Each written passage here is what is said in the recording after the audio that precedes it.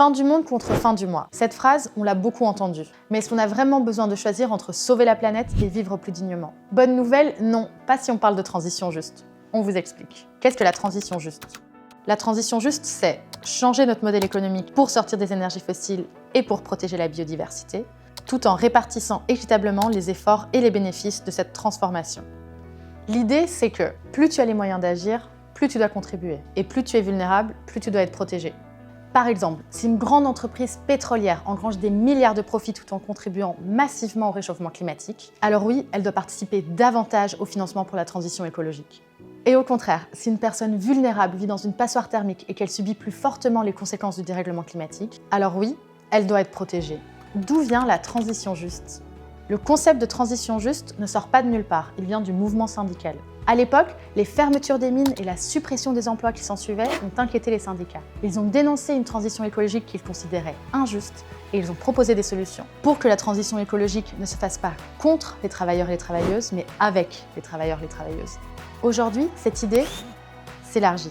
La transition juste, c'est non seulement protéger les salariés, mais c'est aussi protéger les personnes et les territoires vulnérables face au changement climatique. La transition juste a un enjeu international. Pendant longtemps, les COP ont surtout parlé de neutralité carbone, de réduction des émissions, sans vraiment aborder les questions et les conséquences sociales des politiques climatiques.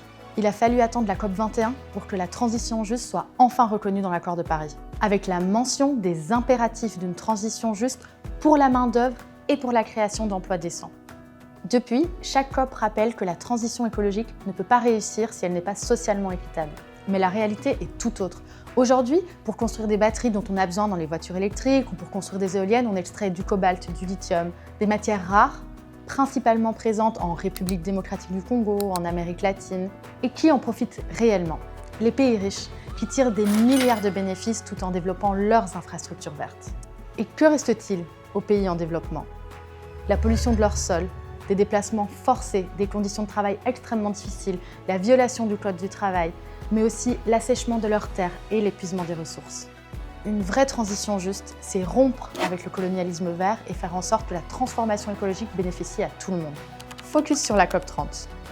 Il existe ce qu'on appelle un programme de travail sur la transition juste. C'est évidemment important de dialoguer, mais c'est pas suffisant. Pour la COP 30, en 2025, année à laquelle on filme cette vidéo, il est temps de passer à l'action.